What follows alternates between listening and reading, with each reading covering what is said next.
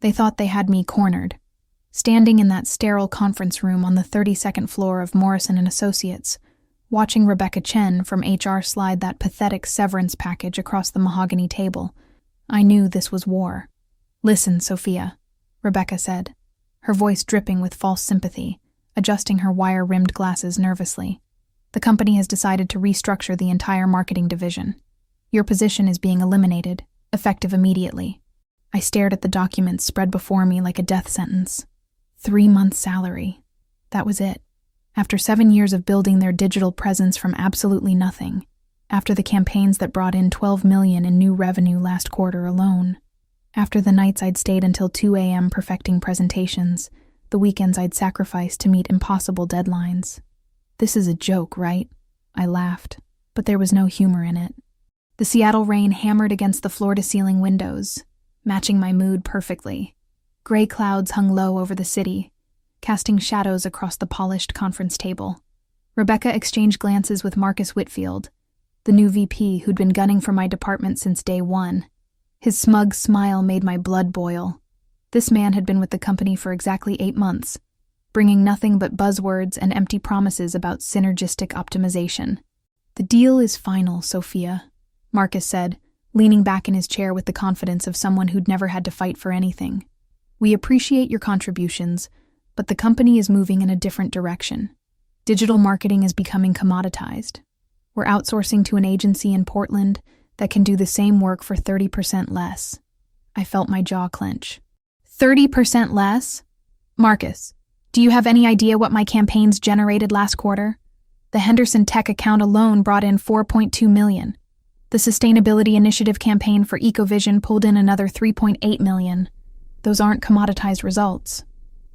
"Numbers can be manipulated," Marcus replied dismissively. "ROI calculations are often inflated to make departments look more valuable than they actually are." The audacity of this man. I documented every single metric, every conversion, every dollar of revenue my work had generated. But here he was, essentially calling me a liar to my face. "You have until 5 p.m. to clean out your desk," Rebecca added, clearly uncomfortable with the tension in the room. "Security will escort you out after that." I looked around the room at these people who had no idea what they were dealing with. While they'd been playing their corporate games, shuffling employees around like chess pieces, I'd been reading, learning, preparing for exactly this kind of situation. "Before I sign anything," I said, picking up the contract with deliberate slowness, "I'd like to review this thoroughly. After all, 7 years of dedicated service deserves careful consideration, don't you think?" Rebecca shifted uncomfortably in her seat. "Sophia, this is a generous offer considering the circumstances. I wouldn't recommend overthinking it. The legal department has assured me that this is standard practice for position eliminations." "Oh, I'm not questioning the generosity," I interrupted, flipping through the pages with exaggerated care. "I'm just being thorough. You understand. After all, you wouldn't want me to sign something without fully understanding my rights, would you?" What they didn't know was that I'd already found their weakness. 3 months ago, during a routine contract review for a client presentation, I'd discovered something buried deep in the company's employment handbook, a clause so obscure that even the legal department had forgotten about it. The Employee Protection Amendment, Section 47B, implemented in 2018 after a discrimination lawsuit filed by a former senior developer named Patricia Gonzalez. It stated that any employee with more than 5 years of service who contributed to a revenue increase of more than $10 million in any fiscal year was entitled to a performance-based severance review. I'd contributed $12 million, just last quarter. "I'll need some time to consider this," I said, standing up and smoothing down my navy blazer. "How about we reconvene tomorrow morning? Say 9 a.m.? Marcus's face darkened, his perfectly styled hair seeming to bristle with irritation. "Sophia, I thought I made it clear that this isn't a negotiation. The decision has been made at the highest levels. James Morrison himself signed off on this restructuring. You made it clear that you want me gone," I said, gathering my things with deliberate calm. "But contracts work both ways, Marcus. Employment law is surprisingly complex when you actually take the time to understand it. See you tomorrow." As I walked toward the elevator, I could hear them whispering frantically behind me. Rebecca's voice was high with anxiety. "Are you sure this is ironclad?" She seemed awfully confident. Marcus's response was muffled, but I caught the words bluffing and desperate. Let them worry. They had no idea what was coming. That night, I sat in my Capitol Hill apartment, rain still pattering against my windows as I spread out every document I'd collected over the years. Employment contracts, performance reviews, email chains, revenue reports, client testimonials. My dining table looked like a war room, papers organized into neat stacks with color-coded tabs. My phone buzzed. A text from my friend Jessica Torres, who worked in legal at a competitor firm. Heard about what happened through the grapevine. You okay? Want to grab drinks and plot revenge? I smiled as I typed back, better than okay. About to teach them a lesson they won't forget. Rain check on drinks. I've got work to do. The Employee Protection Amendment was beautiful in its specificity. Not only did it entitle me to a performance review, but it also included a clause about good faith negotiations. If the company failed to engage in good faith, which their ultimatum definitely qualified as, the severance multiplied by a factor of their annual revenue percentage that the employee contributed. I'd contributed 2.3% of Morrison & Associates' annual revenue. If my math was right, that meant instead of 3 months' salary, I was looking at somewhere around. I grabbed my calculator, fingers flying over the numbers. $230,000, plus benefits continuation for 18 months. My laptop chimed with an email from Rebecca, sent at 11:47 p.m. Sophia, I've been thinking about our conversation today. Please reconsider your position. This offer won't be available indefinitely, and I'd hate to see you leave on bad terms after all these years. I almost laughed out loud. If only she knew what she was dealing with. I spent the next 3 hours creating a comprehensive dossier. Every email where Marcus had dismissed my recommendations. Every meeting where my ideas had been shot down, only to be implemented months later by someone else who got the credit. Every instance where I'd been excluded from strategy sessions, despite being the most senior member of the marketing team. The pattern was clear. They'd been systematically undermining me for months, setting up this moment where they could claim my position was redundant. But they'd made one crucial mistake. They'd kept me around long enough to generate that $12 million in revenue, and now, that success was going to cost them dearly. The next morning, I walked into that conference room like I owned the place. I wore my best suit, a charcoal gray Armani that I'd bought to celebrate landing the Henderson Tech account, and carried a leather portfolio that screamed, serious business. Marcus and Rebecca were already seated, along with someone I didn't recognize. A thin man in an expensive suit who screamed, corporate lawyer. His nameplate read, David Kensington, partner, Thornfield and Associates. Sophia, Rebecca began, her voice strained. I hope you've had time to consider our generous offer. I really think... I have, I said, settling into my chair with deliberate precision. And I've also had time to do some research. Quite a bit of research, actually. I pulled out a folder thick with documents, each page meticulously organized and highlighted. I'd like to discuss the Employee Protection Amendment, Section 47B, specifically as it relates to performance-based severance reviews for high-contributing employees. The color drained from Rebecca's face so quickly, I thought she might faint. The lawyer, David Kensington, leaned forward with the intense interest of someone who'd just smelled blood in the water. I'm not familiar with that particular section, Marcus said, but his voice had lost its earlier confidence. His hands were fidgeting with his Mont Blanc pen. Of course you're not, I replied smoothly. It was implemented before your time, back when the company actually cared about retaining talent. But it's still in effect, and according to my records, I qualify for a performance-based review based on my contribution of $12 million in revenue last quarter alone. David Kensington was frantically typing on his laptop, his expression growing more concerned with each passing minute. After what felt like an eternity, he looked up with an expression that could have curdled milk. Ms. Rivera, he said. I noticed he actually knew my name now. This is quite unexpected. We'll need some time to review these documents and consult with our employment law specialists. Take all the time you need, I said, standing up and straightening my jacket. But remember, according to Section 47B, subsection C, failure to respond to a performance review request within 72 hours constitutes bad faith negotiations. And we all know what that means for the severance multiplier. I left them sitting there in stunned silence, Marcus's pen frozen mid-air, Rebecca staring at the documents like they might burst into flames. The war had officially begun. 71 hours later, my phone rang. Rebecca's voice was strained, professional, but I could hear the desperation underneath every carefully chosen word. Sophia, we'd like to schedule a meeting to discuss your situation. Would tomorrow morning work for you? I suppose I could make time, I said, examining my nails with deliberate nonchalance. Same conference room?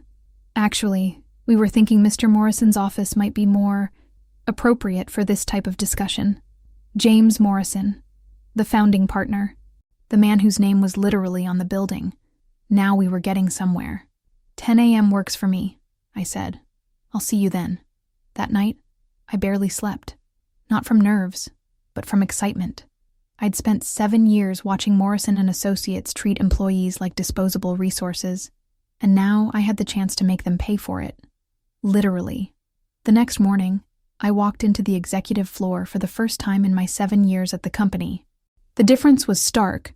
Where the regular floors had standard corporate carpet and fluorescent lighting, the executive floor featured Italian marble, crystal chandeliers, and artwork that probably cost more than most people's cars. Morrison's office was exactly what I'd expected. Dark wood paneling, leather chairs that probably cost $5,000 each, and a view of Puget Sound that stretched to the Olympic Mountains. Books lined the walls, mostly legal texts and business biographies, arranged more for show than actual reading. Morrison himself was smaller than I'd imagined, with silver hair and tired eyes that spoke of too many late nights and difficult decisions. He stood when I entered, which was more courtesy than I'd received from his subordinates in months. "Ms. Rivera," he said, gesturing to a chair positioned directly across from his massive desk. "Please, sit. I understand we have some complications to discuss." Rebecca and Marcus flanked him like nervous bodyguards, while David Kensington sat off to the side with a stack of documents that looked suspiciously like every employment contract the company had ever written. "I've reviewed your case thoroughly," Morrison continued, his voice carrying the weight of 4 decades in corporate law. "And I have to say, your attention to detail is impressive.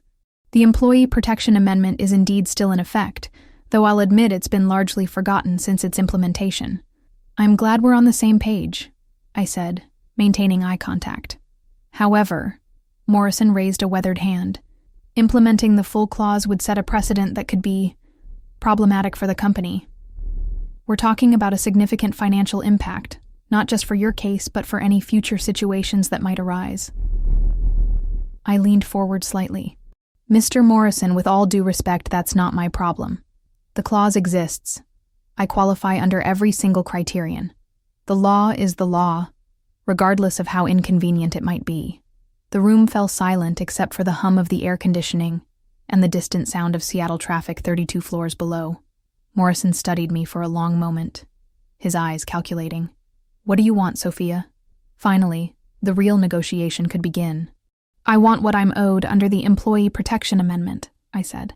"Full severance based on my revenue contribution, plus the additional compensation for bad faith negotiations, as clearly demonstrated by yesterday's ultimatum." David Kensington whispered something urgent to Morrison, who nodded grimly. "That would be approximately $230,000, Morrison said slowly, plus benefits continuation for 18 months. "Plus a non-disclosure agreement that works both ways," I added. "I won't discuss the specific terms of this settlement, but the company also agrees not to disparage my work or make any negative comments about my performance to future employers." Morrison raised an eyebrow. And a letter of recommendation that accurately reflects my contributions to this company. 7 years of dedication, $12 million in revenue just last quarter, and a track record of innovation that your new Portland agency will never be able to replicate." Morrison was quiet for a long time, his fingers steepled as he stared out at the gray Seattle sky. Outside, a ferry horn echoed across the water, carrying commuters to Bainbridge Island.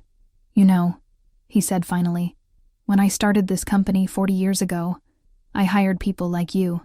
People who actually read the fine print, who cared about details, who understood that success comes from preparation and hard work. Somewhere along the way, we lost that. He glanced at Marcus, who was staring at his hands like they held the secrets of the universe. Ms. Rivera, you have a deal. 3 weeks later, I was sitting in my new office at Pinnacle Marketing, a boutique firm that specialized in the kind of innovative campaigns Morrison and Associates had once valued. The signing bonus alone was more than my old annual salary, and my new team actually listened to my ideas instead of dismissing them. My phone buzzed with a text from Jessica. Heard through the grapevine that Marcus got demoted to junior analyst. Rebecca's been reassigned to special projects in the basement. What exactly did you do to them? I smiled as I typed back. Just reminded them that contracts work both ways. Amazing what happens when you actually read the fine print. The truth was, the Employee Protection Amendment had been a nuclear option that Morrison and Associates never expected anyone to discover, let alone use effectively. After our settlement, I'd heard that they'd immediately hired a team of employment lawyers to conduct a comprehensive review of all existing clauses and update their handbook. Too little, too late. But the real victory wasn't the money, substantial as it was. It was the principle. For 7 years, I'd watched them treat employees like disposable resources, shuffling people around like chess pieces without considering their value, contributions, or basic human dignity. Now, at Pinnacle, I was building something different. A team that valued innovation, that read the fine print, that understood that the best contracts protect everyone involved. We'd already landed 3 major clients, including one that had specifically requested to work with me after hearing about my track record. My computer chimed with an email from a reporter at the Seattle Business Journal. Ms. Rivera, I'm writing a story about employment rights in the tech industry. Would you be willing to comment on recent developments regarding employee protections? I considered it for a moment, then typed back. I'd be happy to discuss the importance of understanding your employment rights and knowing your worth. When would be a good time for a conversation? Sometimes the best revenge is success, but sometimes it's making sure other people don't get steamrolled the way you almost did. As I looked out at the Seattle skyline, the Space Needle piercing through the afternoon clouds, I thought about all the employees who'd been pushed out over the years, people who'd signed those pathetic severance packages because they didn't know they had options, because they'd been intimidated into believing they had no power.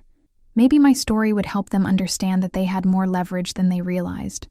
The corporate world was built on the assumption that employees wouldn't fight back, wouldn't read the fine print, wouldn't know their rights or have the courage to enforce them. But sometimes, just sometimes, they picked the wrong person to mess with. And today, I was exactly the right person to remind them that knowledge is power, and power properly wielded can change everything. I opened my laptop and started typing my first strategy proposal for our biggest new client. Time to get back to work, the kind of work that actually mattered.